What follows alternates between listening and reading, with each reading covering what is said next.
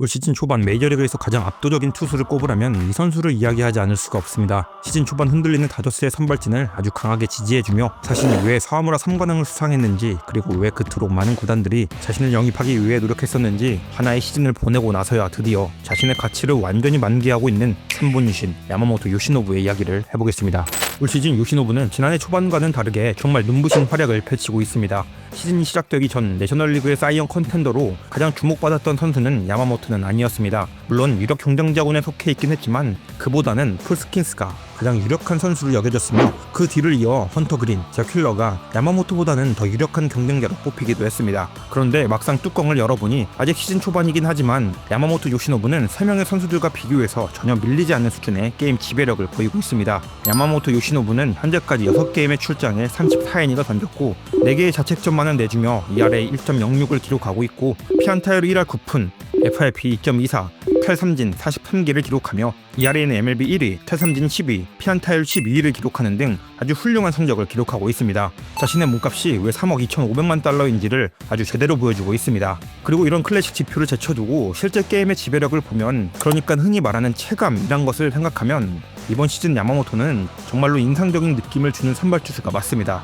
크게 3가지 이유를 들 수 있는데요. 우선 첫 번째, 제구의 안정성입니다. 볼넷을 지금까지 11개를 내주며 9이닝당 볼넷 개수가 2.91개로 엄청 좋은 지표는 아니지만 위기 상황에서는 한가운데 물린다거나 어처구니 없는 피칭을 잘 보여주지 않고 있습니다. 볼넷을 내준다고 해도 막 흔들리며 내주는 볼넷이라기보단 정밀함을 추구하다 내주는 느낌이라 체감이 그렇게 나쁜 느낌이 들지 않죠. 그리고 설사 내준다고 하더라도 이어지는 포인트이기도 한 부분에서 많은 것들이 해결되는데요. 바로 두 번째 이유, 위기관리 능력입니다. 올 시즌 야마모토의 주자 잔여율은 6할 9푼 6리입니다. 실제로 34이닝 동안 단 4개의 자책점만을 내주고 있을 정도로 엄청난 위기관리 능력을 보여주고 있습니다. 그리고 그 위기관리 능력이 좋아진 이유가 오늘 이야기할 메인 토픽이기도 한데요. 세 번째 이유인 구종의 완성도 증가입니다. 야마모토가 MLB에 올 때 제가 걱정했던 부분은 바로 높은 쪽 패스트볼을 제대로 던질 수 있을까였습니다. 야마모토의 주력 변화구인 커브와 스플리터 모두 높은 쪽 패스트볼에 매우 밀접한 구종이기도 하거니와 높은 쪽 직구와 커브 또는 높은 쪽 직구와 스플리터는 실제로 일본에서 야마모토의 주력 패턴이었거든요. 하지만 바로 이 지점에서 작년에 문제가 드러났습니다. 야마모토의 구위로는 MLB 무대에서 높은 쪽 패스트볼을 마음 놓고 구사하기엔 무리가 있었던 것입니다. 포심 피안타율 2할 6푼 6리, 피장타율 0.419, 그의 포심이 생각보다 통하지 않는다는 지표였죠. 2024년 포심의 구역별 피안타율을 보면 스트라이크 존 중단에서 상단까지 영역에서 모두 피안타율이 높은 것을 확인할 수 있을 겁니다. 왼쪽의 MLB 평균 수치와 비교해도 확실히 높은 게 보이실 겁니다. 이렇다 보니 시즌 초중반에 어려움을 겪을 수밖에 없었습니다. 자신의 주력 패턴 중 하나를 봉인해야 한 수준이었으니까요. 그렇다 보니 이게 사와무라 3관왕 출신의 선수가 맞는가 할 정도로 체감이 좋지 못한 모습을 보였습니다. 운영적으로도 포심이 어려우니까 타자와의 싸움으로도 이겨내지 못하는 모습을 보였던 게 작년 초중반의 야마모토의 모습이었죠. 그래서 야마모토는 이런 문제를 해결하기 위해 부상에서 복귀한 이후인 시즌 중후반부엔 변화를 꾀했습니다. 하나는 팔각도를 조금 내리는 거였고 하나는 스플리터의 변화였습니다. 이 해결법은 완전 킥이었고 포스트 시즌에서 야마모토가 아주 좋은 성적을 기록하는데 확실히 도움을 주게 됩니다. 그래서 이번 시즌은 그 방향성으로 패턴을 더 확장시키고 있는 것이죠. 그럼 그 방향성이 무엇인가 하면 첫 번째 포인트가 바로 스플리터의 변화입니다. 지난 시즌 초반 스플리터의 평균 구속은 144km 정도였습니다. 그런데 포스트 시즌 전부터 해서 올해까지 이어지는 스플리터를 보면 스플리터의 구속이 147km 정도로 올랐습니다. 뿐만 아니라 팔각도를 내린과 동시에 사이드 회전을 더 만들어 던지는 방법으로 스플리터를 던지기 시작했죠. 그로 인해 야마모토의 스플리터는 수평 무브먼트가 더 강해졌습니다. 지난 시즌 초반에 비하면 3에서 4인치 가량이 더 암사이드 쪽으로 이동하는 구질로 변모하게 되었죠. 대략 2024 시즌 초반까지 스플리터는 이런 느낌이었습니다. 지금 던지는 스플리터는 이런 느낌이죠.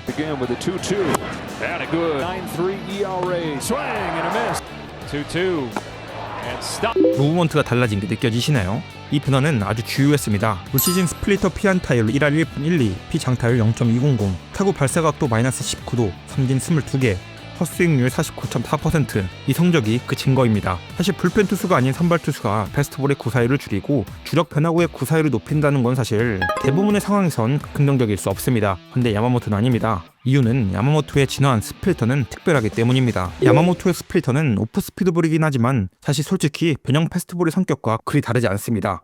야마모토의 포심 평균 구속은 153km입니다. 그리고 스플리터의 평균 구속은 147km입니다. 두 구종 간의 구속 차이는 단 6km밖에 나지 않죠. 비슷한 구속을 보유하고 있으며 스플리터를 자주 활용하는 선수들과 비교해보면 센가 코다이가 포심 152km, 스플리터 134km, 스펜서 슈엘런바흐가 포심 156km, 스플리터 136km, 로건 길버트가 포심 154km, 스플리터 132km를 던지는 것과 비교하면 두 구종 간의 구속 차이가 매우 적다는 것을 알 수 있을 겁니다. 그리고 실제로 떨어지는 각도 마찬가지입니다. 야마모토의 스플리터의 수직 무브먼트는 78cm로 센가 101cm, 스펜서 94cm, 로건 104cm, 세 명과 비교하면 역시 매우 적은 무브먼트를 그리고 있다고 볼 수 있죠. 대신 가장 급격한 변화를 보입니다. 공이 빠르고 변화의 폭이 적다 보니 홈플레이트 바로 앞에서 훅 하고 떨어지는 느낌을 줍니다. 타자 입장에선 마치 정말 패스트볼처럼 느껴지는 것이죠.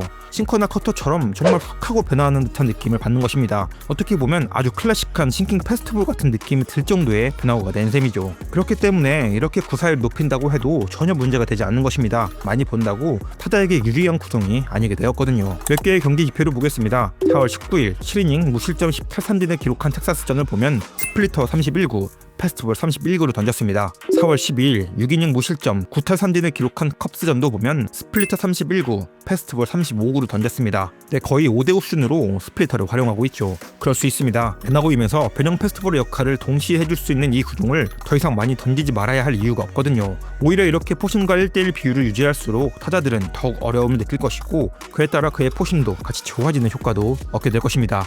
실제로 올 시즌 포심의 성적도 지난 시즌과 비교해 월등히 좋아졌고요.